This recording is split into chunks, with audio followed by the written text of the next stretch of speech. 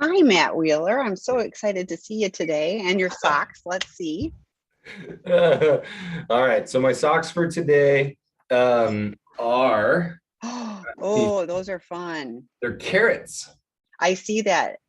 So one of Yeah. the requirements at my house is carrots, and I dip them in hummus. So coffee mate, carrots, and hummus are like on my regular weekly list of like if like there's almost a crisis if we run out of carrots. So I like those. So That's awesome. Yeah, I sometimes in my head think what's my object lesson with my socks? And I don't know. People say that carrots help us to see better. And so, maybe we can do some information today that helps everyone see better. But that would be awesome. That's a great lead in. Okay. good lead in. So, Yeah. so do you have any disclaimers you wanted to read, or do you want So me just to jump in? I'm not yeah, I know Scott goes through a whole bunch. So welcome everyone. If this is your first time joining us, I am subbing in. My colleague Scott is normally working with Matt. I do want to talk about starting in October, the Friday spots will be filled because one of Matt's colleagues will be, Deb will be starting doing the opposite weeks that Matt is. So you will see Scott and I, Matt and Deb, on some combination, on Friday. So watch for that. It will be on the schedule, starting in October. But these webinars are here. This is an opportunity for you to ask questions. Please use the Q&A at the bottom of your screen to type in your questions. Chat feature, I prefer not to have that. If I'm sending a link, like if Matt mentions a book or something like that, I'll use that feature, but it's helpful for me with my ADHD to have things just questions to go in the Q&A. So without further ado, and so Matt, anybody who's in Arizona, like, I live in the Valley, so it's one of those where if someone is here, I live like about as opposite from where you guys are as possible. I'm on the northwest, you're more southeast, but I'm like, I would drive. So it's one of those things where I tell people, if you want good help, go to Family Strategy. So Yeah, we've got a so I'm really grateful for the work that you guys do. we have a really fun team, and it's pretty awesome. Some of the things we offer, and so I appreciate that. Okay, so you want me to just jump in with what I have for my two? I do. You can talk about, you can give a little introduction to you. I'm going to mute because my phone has been ringing nonstop, and so it will interrupt us. So Well, so as far as an introduction of me, I am, I think you already basically said it, counselor at Family Strategies in Mesa, Arizona. But I am a certified sex addiction therapist. We aren't going to just be talking about sex addiction, although that seems to come up a lot. We typically are working with any couple that's experienced betrayal trauma. It can be addiction or whatever else. And so honestly, if you've got questions already, go ahead and get started. I love doing couples work. I love attachment work. I've said it before. When I first got into this work, I thought, man, I want to save marriages. You've heard me say on here before that not every marriage needs to be saved. But at the same time, helping couples to heal and to find connection in their marriage, especially after betrayal, is really beautiful for me. I've been trained, done a lot of training in emotionally focused couples therapy. So I deal a lot with attachment work. So that's kind of, I think, the introduction needed there. What I wanted to talk about, and I have a little note here beside me, which is why I keep looking, but I've been thinking a lot about when I've told my couples that one of the things, especially when you're doing EFT couples therapy, is we want to do our best to stay out of the content. And people, a lot of times, are kind of confused, like, what exactly is the content? And as terrible as this sounds, the content is the stuff that brought the fight up today. The stuff, whatever issue has brought up today's moment of disconnection. And so, I mean, I would have to go through my head real quick. The things that the people complain the most about, what causes divorce, money issues, parenting issues, sexual issues, right? That stuff is actually the content, and we start arguing about whatever that piece of content is.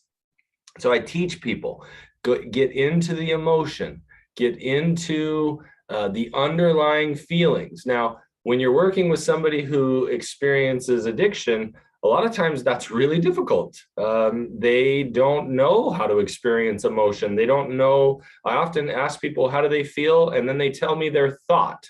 I feel like it's hot outside. Okay, great. That's not an emotion. That is a thought. And so even learning how to feel is very difficult. But after we get to a place where we start teaching people how to express emotion, people will often ask me, when do we talk about the content? And because I say, stay out of the content. And one of the things that I've really been helping my couples understand is the content is what we talk about after we feel connection with each other. So we have to talk about the disconnection and get connected. Once we feel connection, then the content, the financial issues or the sexual problems between us or whatever, become just problems that we can work through together to solve. And solving doesn't mean that we're both always satisfied, but we know that we're trying to work together through this issue. So I don't know that I have a ton necessarily. I'd love questions about this specifically, but don't get discouraged if you ever hear me or others say, stay out of the content. We're just trying to get you into the feelings, get you connected as a couple.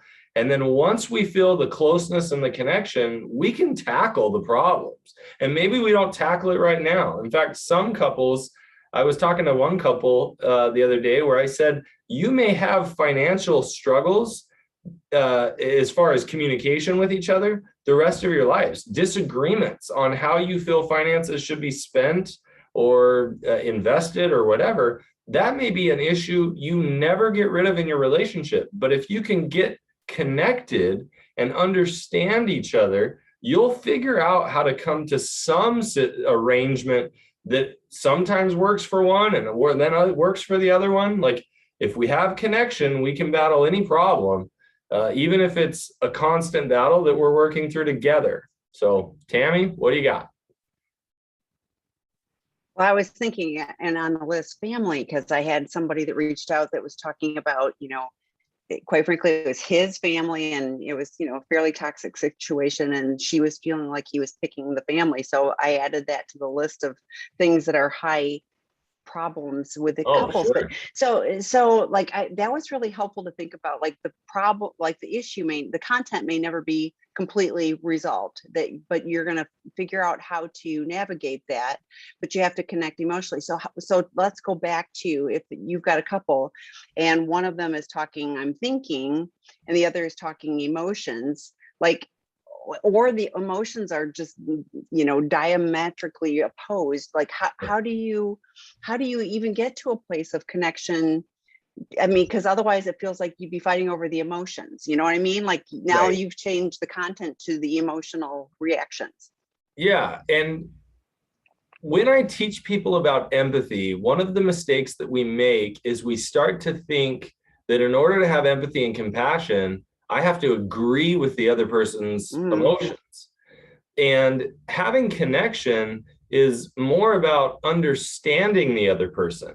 I don't actually have to agree, but if I can show you that you make sense to me, I have a different opinion or I have some different insights, and you feel like I matter, that you matter to me, and I feel like I matter to you, then we're going to continue to work on whatever things get in our way, because our connection is the most important thing. So I don't know if this is answering your question. Like, don't make the mistake that in this situation, you feel sad and I would feel fear, right? I don't agree necessarily with your emotion of sadness because my emotion of fear fits me better. Or I don't agree with the need to invest our money. I would like to buy nice things for the home because of whatever reason. Like, we don't have to agree, but if we understand why the investment is important to you, why having nice things for the home is important to you, if we understand each other, then and are connected, then we start to figure out how to work through content.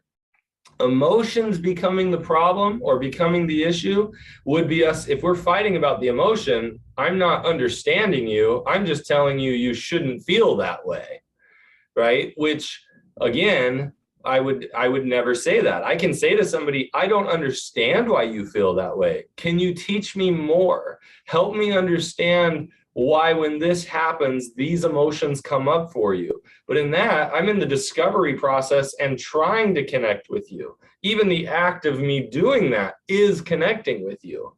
So hopefully that answers your question. Yeah, no, that's really helpful, but it helps, yes, stepping into the space of the emotions because they're not going to mirror each other. Or if they do, we're both fearful. Well, we're fearful, but of different things. It doesn't matter, but to have those things align, but that sounds like a great tool for, and I always think the more I'm curious, like it helps me understand because if I'm not understanding, I'm lacking information that will give me your perspective. But I really love what you said. What's behind that? So if I'm asking Matt, what's behind your fear? Like, why are you feeling, where does that come from or what is that resonating?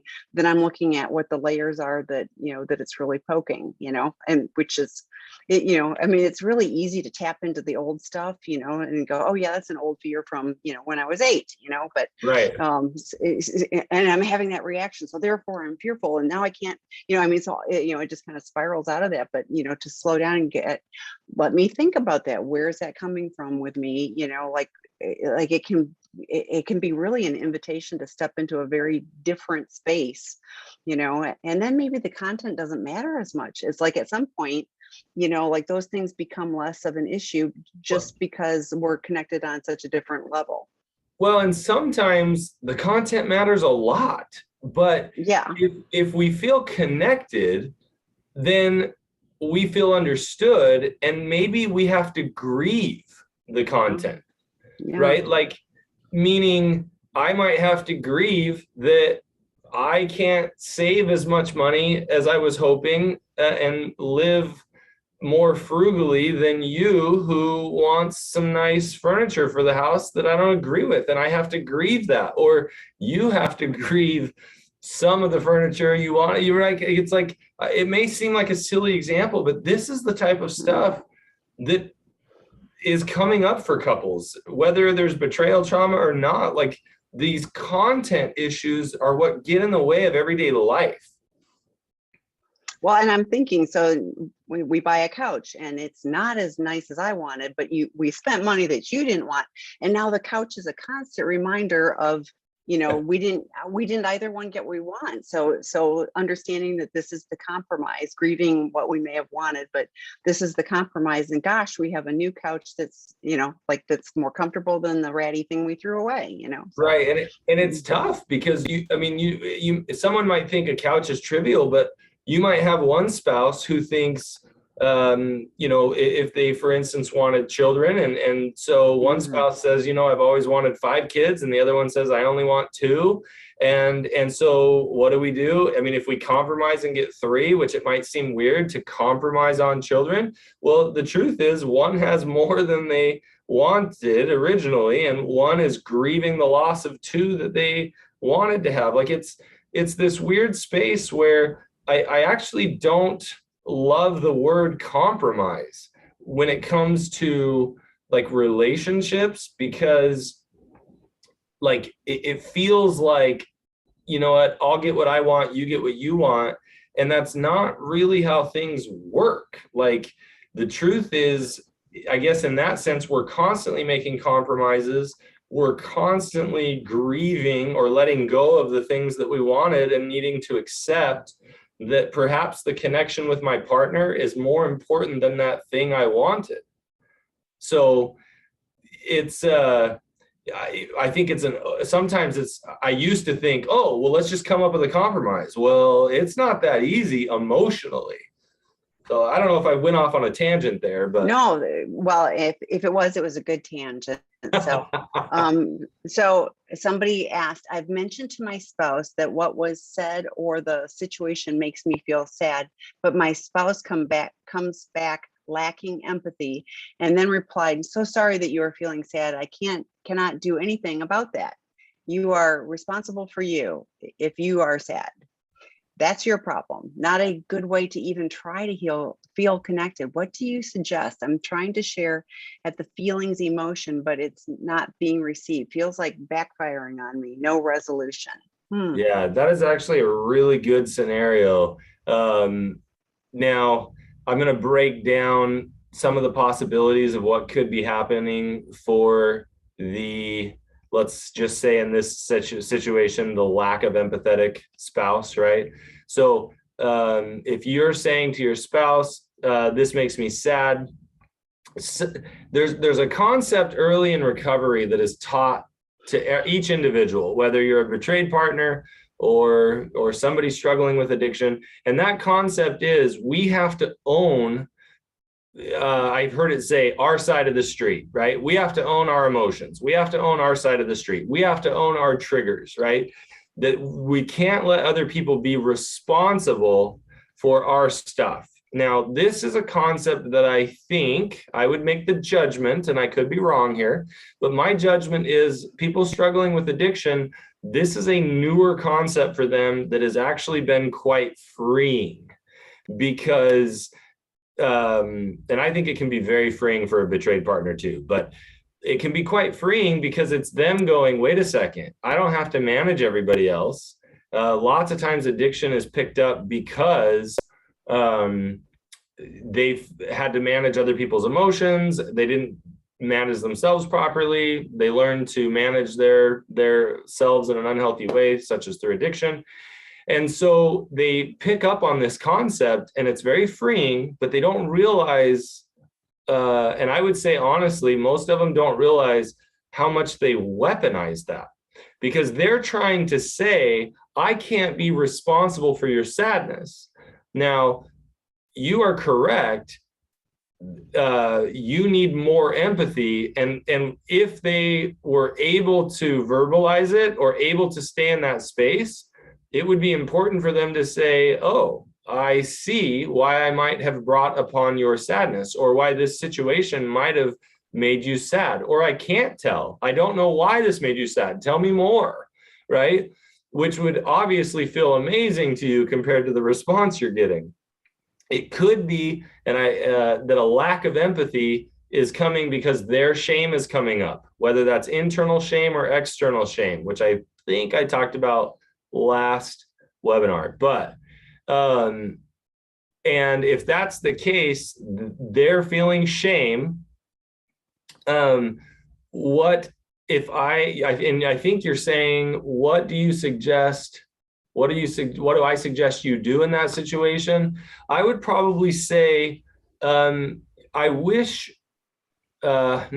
probably say, I would like for you to help me with my sadness.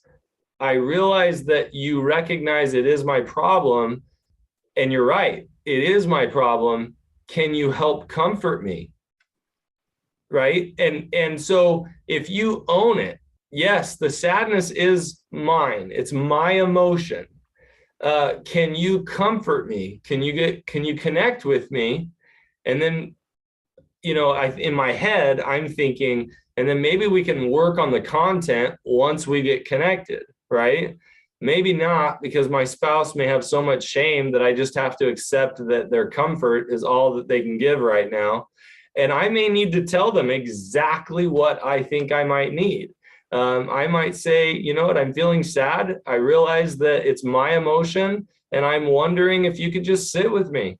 I'm wondering if you could hold my hand or put your arm around me, or can we just go for a walk? Even if we don't talk, can we just walk together? Right? Like, whatever ideas you can give to help your partner who is likely in a shame response to just be present with you is probably going to help. So I'd love to hear any more of a follow-up you might have on this, or any other questions. Or Tammy, is there something I'm missing? Well, I don't think you're missing, but to me, the time to have a conversation about this is when you're not in it. And so, so perhaps having a conversation of, when I feel sad, what I'm not looking for you to fix it. I'm not blaming you. I'm hopeful that you can step into the space with me. What I would like is your support. What I would like is a hug. Whatever it is that would be meaningful to you.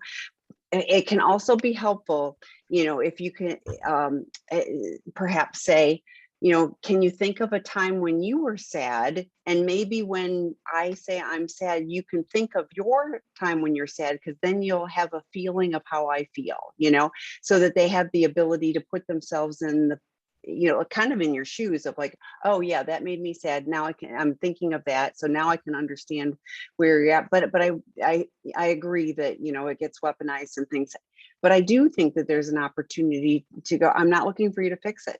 Yeah, I'm just looking for you to be here, with me. I don't, I'm not looking for, blaming you or anything else. But for me, when it's not in the moment, when I'm not as emotional, just to have those conversations about this. Kristen Snowden uses the story I tell myself. And I think one of the things that can be useful is the story I tell myself when I tell you I'm sad and you push me away is that you aren't caring about how I feel. You aren't able to step into that space. And I realize that may be challenging right now, but I'm really just looking for you to know that you're here with me, in whatever way that that can show up. So and I always say, you didn't say how long your spouse has been hopefully on a recovery path, but I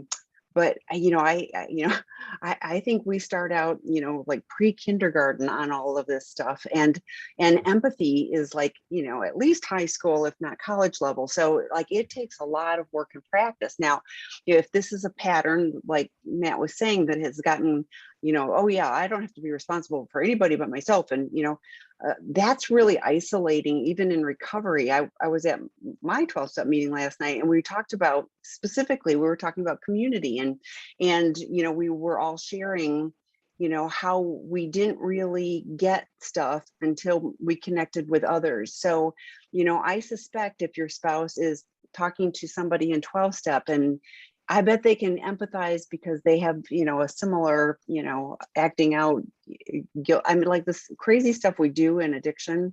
And I know it hurts partners, but like nobody else gets it, how stupid we act. And, particularly with drinking, let's go there with that. We talk about, some stupid thing we did and we're laughing about it. It's horrible. It's horrible, but man, it so reduces the shame, which is, one of the things that Matt was talking about. So is there a way, to come about this in a different way? One of the things we find at our treatment program is the guys start gaining empathy skills with other people in their group that they can then translate to partners and spouses at some point. Partners and spouses are more vulnerable. That's a higher vulnerability. So, I've always said that, like, the saddest part about this process is it's the betrayed partner that gets the empathy last, right? yes. Like they get the empathy last, they get the understanding last. And I've tried to explain that it actually has to do with the level of vulnerability. Like the betrayed partner is the person that they're typically most afraid of losing or disconnecting with, the one that they most seek approval from. And so to be vulnerable and risk rejection with the betrayed partner, it is typically going to be last, because they finally have built up the ability to do so. And it is really unfair. And I don't know any other way to say it. It's kind of one of the tragedies of how this works. So this is a great kind of follow up to that. Why is it that the betrayed who has to tell the addict every step we need from them? Our sadness is just as, if not more real than their shame. It feels as if the betrayed is always expected to be mature. You're in college, and the addict is they're not allowed to sit in their comfortable shame. It's uncomfortable shame. Oh, like, well, so yeah, let they me get break used that. to it. Yeah, Let me please. break. I'm going to break it down, and because honestly, this is beautiful. Like this question, amazing. So why is it the betrayed who has to tell the addict, as you put it, Yes, every step they every need from step we them? need from them. So there's a couple of reasons. The reason I tell you that is if they actually had the skill set and knew how, they likely would already be doing it. And so to use, Tammy's example, it unfortunately, emotionally, it's like they're in kindergarten. But the truth is, I've got friends of mine who are very emotionally skilled, who, in fact, I kind of forgot the situation, but I was going through something tough that was taking a long time. And one of my friends was kind of, he kept asking me, what do you need from me? What do you need from me? And finally I said, I need you to stop asking me that, because I don't have an answer. I don't know what I need. I just need you to be present and and just listen to me rant and be frustrated and listen to me hurt. And ultimately I ended up telling him exactly what I needed. But like the truth was, it wasn't until he kept asking me, what do you need? What do you need? What do you need? That I was even able to figure it out. Like, stop asking. He just reminded me that like 2 days ago, because he actually told me the same thing. Stop asking me what I need. Well, when we don't have the emotional, like if you look at somebody struggling with an addiction, they don't have the emotional maturity to actually even know their needs. And I'm not trying to be rude here. I'm not trying to be mean. I'm not trying to be shameful. There's a lot of us as betrayed partners who don't know our needs either. But for some reason, betrayed partners are usually more emotionally skilled.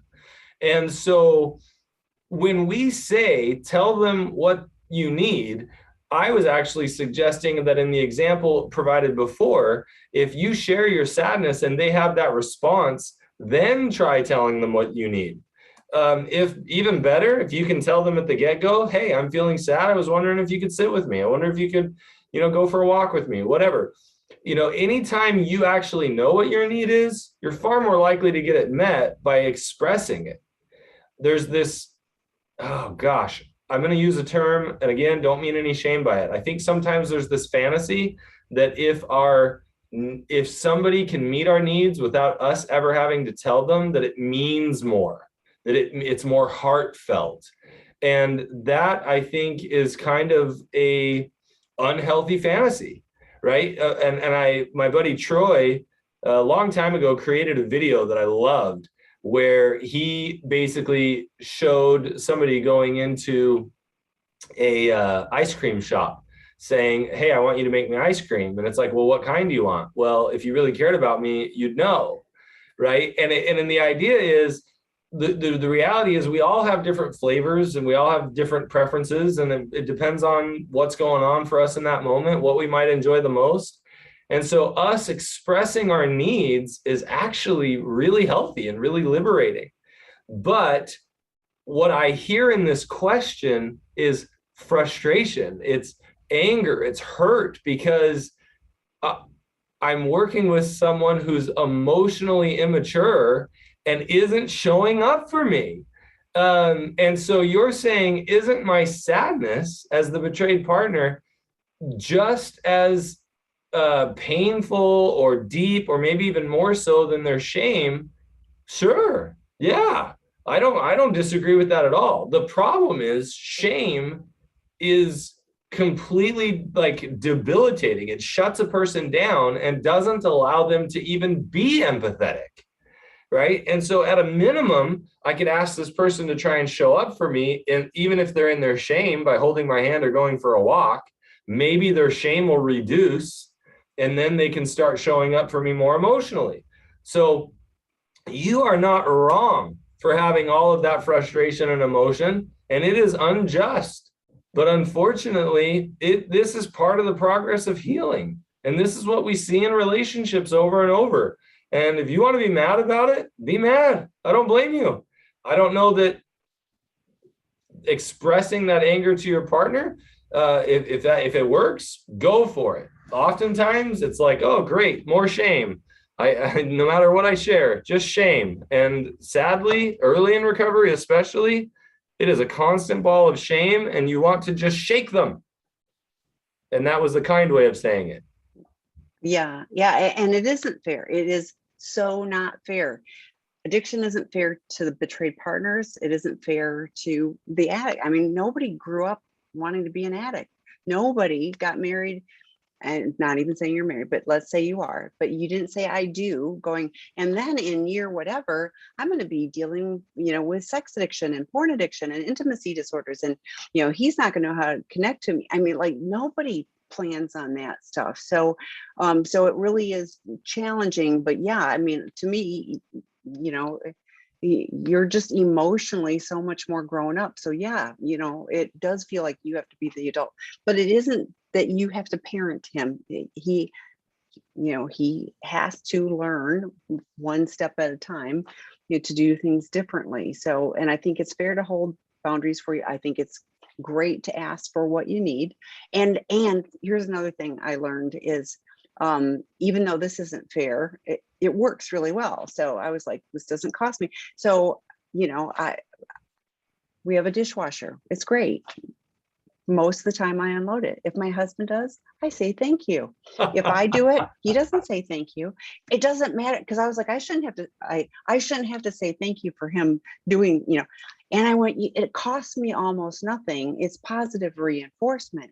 What are the behaviors I'm looking for? I'm looking for help, so I'm going to say thank you and truly be grateful anytime he shows up in that way. So he's a good guy, don't get me wrong, but it's one of those things. But I mean, there are those moments where it doesn't feel fair, and it's not fair. It isn't fair. And it's frustrating. And there's such an imbalance of what feels fair in these relationships that can be infuriating. Correct. Yeah, I'm not saying yes, absolutely. No, I'm tracking with you. Yeah, but if I focus on how unfair it is for me, Correct. I mean, like I can either be stuck in the circle, or I can go, what can I do? What little piece can I do? I can say, would you please unload the dishwasher? I shouldn't even have to say it. The danger of us getting, like, kind of, for lack of a better term, stuck in the unfairness. The danger of us getting stuck in the unfairness ends up being that we can get into a place of powerlessness. And if we get into a place of powerlessness, it's so easy just to get stuck. And then feel trapped. And what we don't want, what none of us want to feel, is that feeling of trapped and powerless. So I can take my power and start asking for my needs to get met in the only ways that I can, recognizing that it is really unfair, but I'm not going to give up my power. And so I'm going to try and have my power and have my choice anytime I can, even if it's unfair and we wish it was different. And if he forgets to, I'm using the dishwasher, if he forgets to unload the dishwasher, that does not mean that he's a complete failure, that I am unloved and all those other things. It's just like, I have to have, like, I think it's horrible that somebody cannot step into a space, of sadness. Now, what I would also do is I've got on speed dial the people that I can trust to step into that space, so I can get nurtured and supported in that way. What do I need to do to take care of me? And then if this person can't step in there, at least I'm getting support, and hopefully we can keep working towards that. John Taylor did a webinar one time, and he was talking about, sharing, what I'm hoping for from you is this. I realize you're not there yet, but this is what I'm hoping for, and what steps can we take to help get us there? That type of thing too, where it's recognizing that, he still isn't, he's still in kindergarten, not giving him a pass, but, you got to learn, it's a whole process. So. Oh, totally. We got a bunch of questions. Why is the betrayed who has, oops, that's wrong. Next one. Suggestions on dealing with an SA who's sober, but not in good recovery, who intellectualizes rather than engaging emotionally, or else responds to vulnerable expression of partner's emotions by turning the discussion to focus on himself and his own thoughts and feelings. Oh, this is a good one. Suggestions. One of the things that I teach is that we need to try and discover the patterns that are occurring in our relationship. And so if you see that this is a pattern, you might ask the SA, I mean, it's interesting. You say not in good recovery. If you ask them, hey, there's times where I come to you and I'm sharing with you emotions. I'm hoping maybe for some empathy or understanding when you share your thoughts and feelings. What are you like? Is this your way of empathizing with me, or are you maybe trying to convince me I shouldn't feel this way? Like, help me understand what's happening when I try to come to you with some of my emotions. So I'm going to try and like notice if this is a pattern. I'm going to call it out and say, I'm trying to share my emotions. Do you hear me sharing my emotions? Or do you hear me sharing a problem and you're trying to solve the problem? And so I'm now opening this up to try and discover, what are you doing? Because the story I'm telling myself is you're intellectualizing rather than being in my emotion. The story I'm telling myself is you're focusing on your story rather than sitting with me in mine. So if that's not what's happening, what is happening? And so open up that dialogue and see how they respond. And to be honest, come back next webinar and tell me, and let's go through it and figure out, okay, this was the response. Let's figure out where to go from there. She did add, it's definitely the second one. He's being defensive.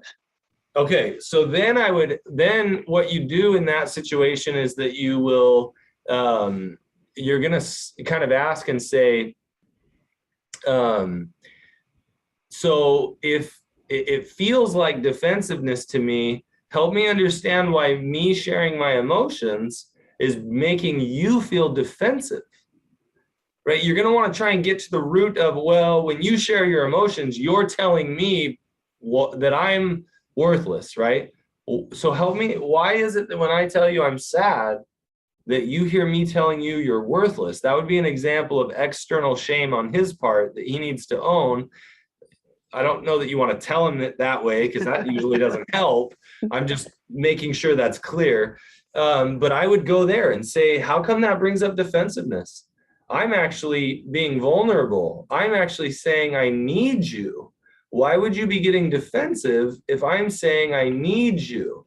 And oftentimes I've heard, well, if you'd say it that way, and it's like, okay, well, I can try and say it that way. However, I'm wondering if next time you can hear it that way.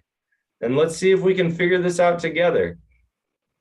Because I know if I share with you my emotions, it's me trying to pull you close.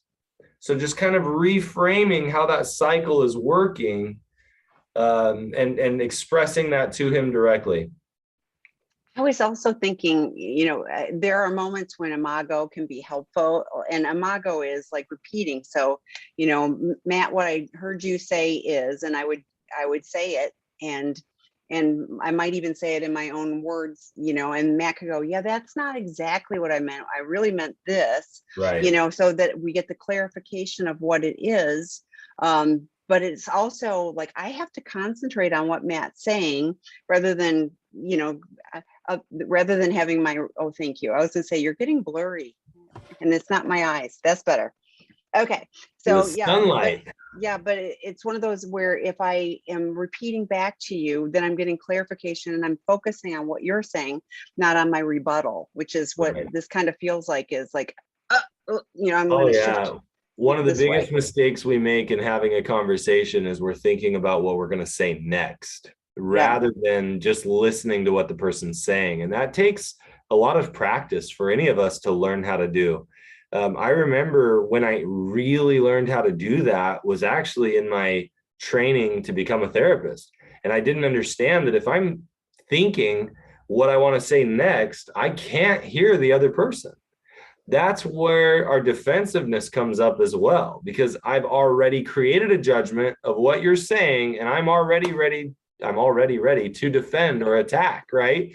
And so that learning that skill set is really important to just, and people have asked me, well, you're not thinking about anything? No, I'm just listening. And it's like, literally, I'm hearing you.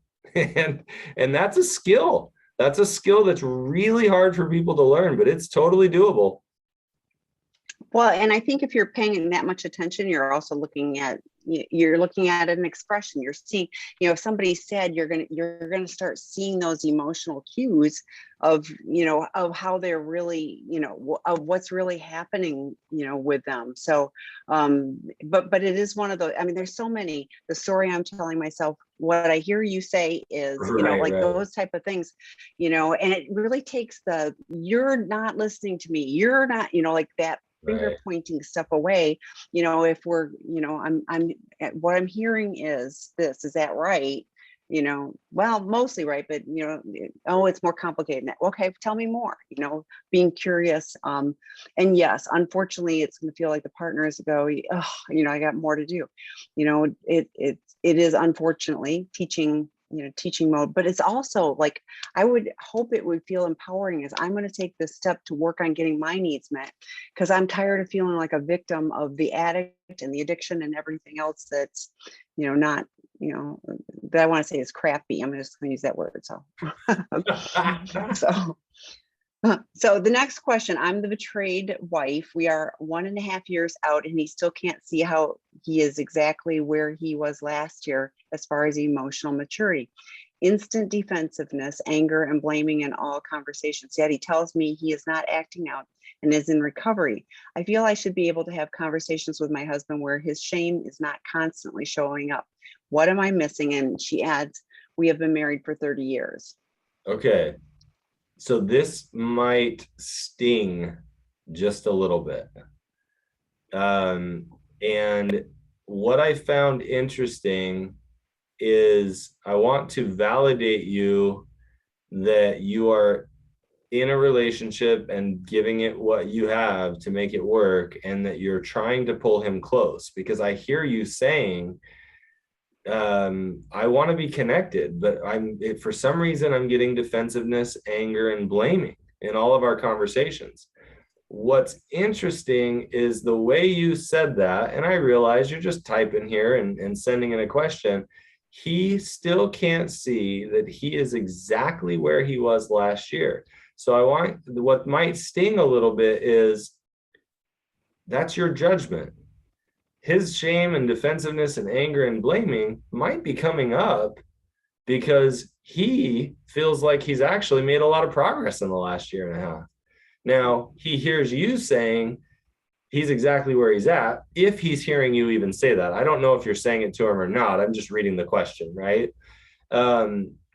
And that judgment on your part might be triggering his defensiveness, anger, and blaming. Is that your fault? No. He needs to own if he's being defensive and he's being angry and blaming, right? That's his stuff.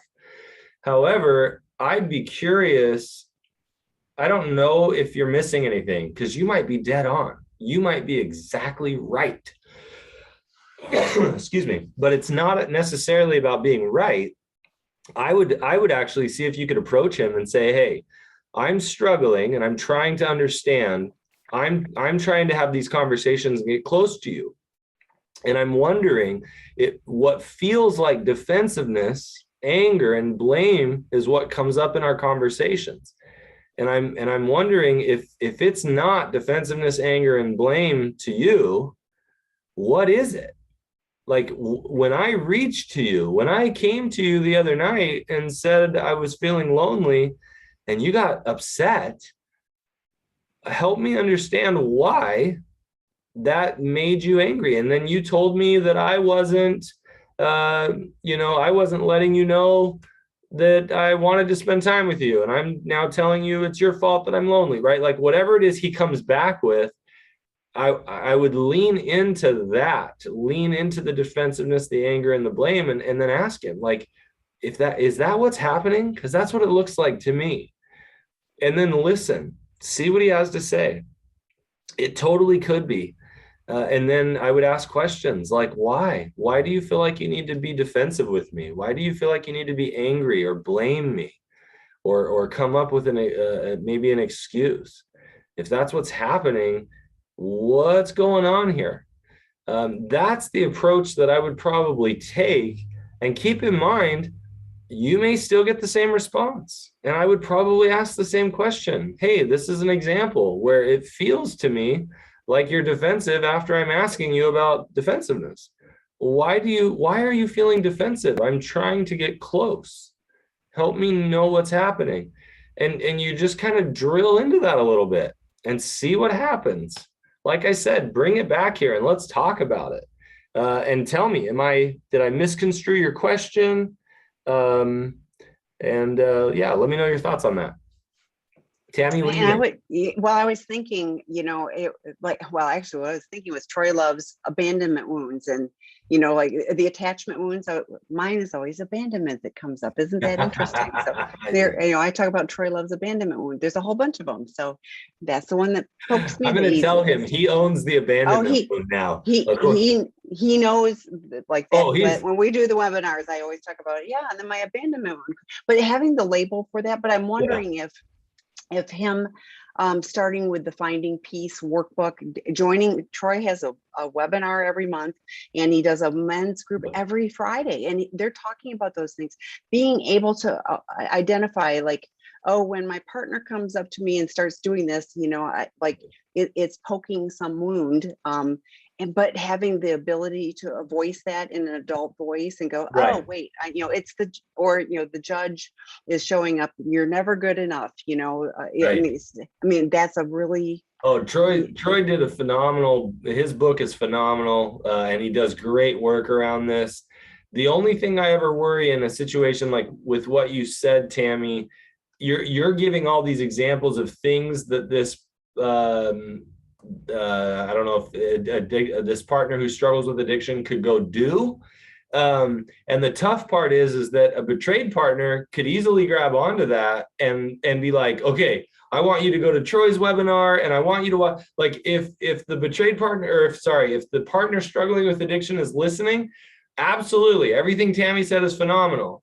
As a betrayed partner, be careful, because if you run in and start telling your partner who's struggling with the addiction, like, hey, here's a list of webinars and Troy's group or whatever, like, start working on it, right? We have to be careful because we can see our partner's potential. We want them to grow. We want them to heal. We want to be close to them. And it's really easy for us to give them a list of things to do in their recovery, especially when we feel like they're stagnant. And I agree, man, if anybody who's struggling with addiction or even betrayed partners, Troy's book is phenomenal. And I hope you all buy it and read it because it is so good. But the tough part that this betrayed partner's in is he going to take any action? Right. Yeah, no, and it really, yes, you can't make anybody do anything. So what can you do to protect yourself in a situation where he's stuck? And I guess that's what it comes back to is, right, how can you protect yourself if the addict, is refusing and digging in, right. And I actually think, as I sit and think about it, there are ways that I think you could take your approach that could be really good, but it would probably look more along the lines of, hey, I was listening to a webinar and I heard some really good ideas that I thought would be helpful for you. Us, maybe we can do this together. Right. I heard some ideas that could be helpful for us that I think might also be helpful for you. If you want to talk about it, let me know. Right? Because then what you're doing is you're kind of giving them the power to choose. Well, what did you hear? Well, they were talking about Troy Love's book and how it talks about attachment wounds and how good it is. And I thought it might be helpful for us to read it, or, I'm planning on reading it. Would you like me to order you a copy? Right. And you're putting it out there as ideas, but you're not telling the other person what they need to do. Unfortunately, when we do that, it often triggers their shame even more. And then it's like, oh gosh, I'm just trying to be loving and helpful. And you go into your shame. And really, I'm just trying to show up for you, and it's irritating as a betrayed partner. So I think it's actually an awesome idea. But how do we pose it in a way that is, hey, I had some ideas. Are you interested? Rather than a list of, here's what you need to do in order for me to feel safe. That doesn't work. Well, yeah, and interestingly, like I said, I went to my meet. We were talking about that too, and how like the 12 steps is a suggested program of recovery. They were brilliant when they said that, because if you tell me, an addict, what to do, even if I know it's the best thing for me, I will dig my heels in. Like I still know that that's my first nature, and Right. I've had to learn to get past that and understand, that there's a lot of things that somebody is suggesting, and that if I just shut my mouth and take a pause and take a breath, I can think, oh, this person is trying to help me. This person is trying to do things in a different way. But unfortunately with addicts, that is our first nature. And a lot of, and I see there's some unhappy, partner chats in there, but here's the deal, it's broken people, and we don't magically get fixed. It is not all about the focus on the addict. It's easy to put all the focus on you. I'm constantly telling partners, what do you need to do? Get support for you. Don't plan on this person being able to step up and meet your needs. It's just not realistic, and especially in early recovery. And I mean the first couple of years, because, it's a whole different way of living. I've been doing this for a long time, and I still know that my first stupid reaction is dig my heels in. I can do it differently. I have learned, but that's such a process. So, so there is hope. But if you're looking for your husband, I'm gonna say, if you're looking for your husband to be just like your best girlfriend, where he's going to show up and go, oh, tell me about your day, and you're so sad today, I can read on your face that you're sad today, that isn't going to happen. So having realistic expectations of what a partner, an addict who has no skills, has been lying to themselves for decades. Somebody shared they've been married 30 years. That's long, old patterns, and to redo things in an instant. Oh, we stopped the behavior. Now we have the hard work. It really is the hard work of digging through the stuff that made addiction the maladaptive coping mechanism. It isn't fair. It sucks. It sucks for everybody. But this is where you're at. So how do you navigate where you're at and what you want moving forward? What's realistic for what you want moving forward? So not Disneyland. Oh, it is. I mean, this is such a difficult thing to navigate for both partners and people struggling with addiction. Like, it is, I hate the dance, and I hate trying to explain some of the realities of like how this can be maneuvered. And the truth is, it's ugly. There is nothing pretty about the recovery process here. And there is so much hurt and so much pain from the betrayed partner.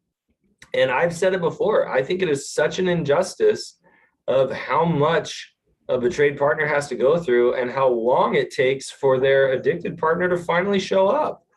It's so sad. So anyway, I don't know if that helps or where you want to dive next. We got a few minutes left. We've got another question. How long does the betrayed spouse, despite growing up with her own shame, have to be patient with the addict to stop shame spiraling and not be able to sit with her emotions? It's 2 years and 8 months, too long to continue shutting me down and continuing to be focused on his needs. This is after he supposed the same amount of sobriety. Yeah. Honestly, the answer here is, how long do you have to be patient? How long do you yourself need to be patient before you decide?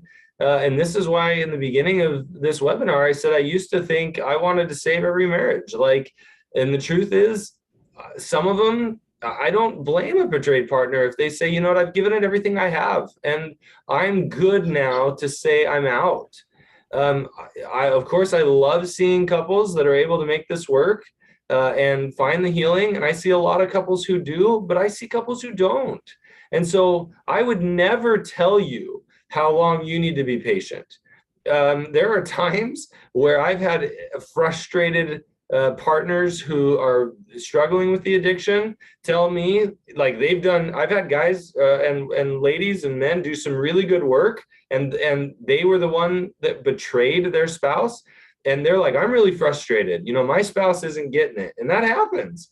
And I said, well, I hate to say it, how long did you put them through this? How long can you be patient? It's hard with a betrayed partner. You're getting the raw end of that stick. I'm trying to think of polite ways to say this, but you're getting the raw end of this stick. I'm certainly not going to tell you how long you need to be patient.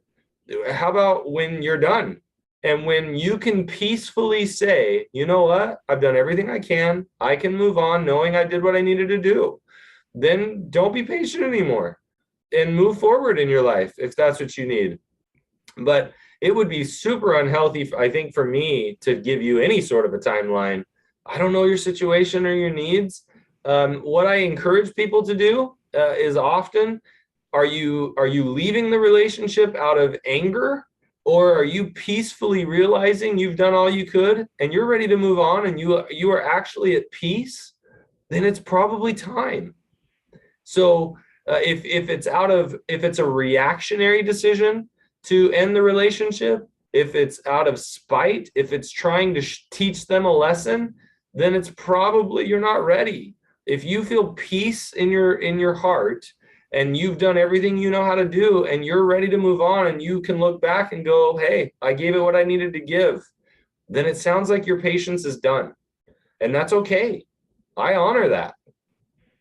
Yeah, me too. And I think my experience is, when and that's the right time. And so, yeah, if it's a reaction and you're angry and, I'll show him or her or whatever, that's different than just going, I've done my best. I've made the decision, and that decision, like, I think, in your gut before in your head, you're still trying to figure out, oh, can I do something else, or should I wait more? Is he finally going to get it?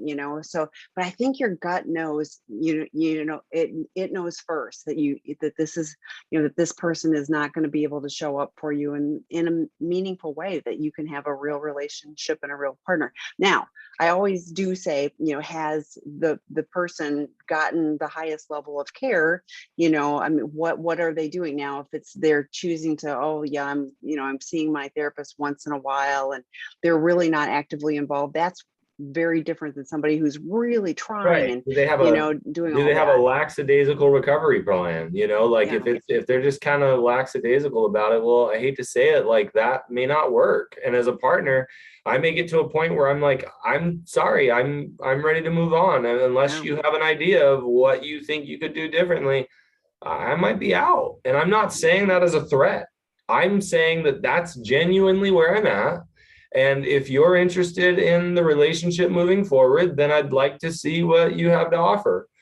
And if not, well, then I'm going my way.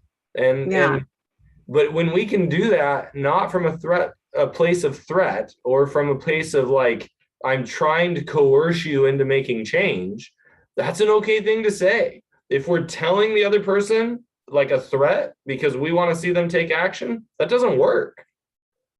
I often share with partners, like, get your facts, go see the divorce attorney, like understand, like, make sure you have the data. So it isn't like, well, I think it's going to be this way. You don't ever have to do anything with it, but just so have a support, like, vision, if I'm not in this relationship, what does that look like for me? And I think it's really important to have that space. But my experience, like I said, is when you know. So last question, can you talk about a program following what a CSAT recommends to be part of your boundaries for my safety? I assume this is for a partner, don't you think? Well, yeah, I think it's saying how joining a program or following what a CSAT recommends to be part of.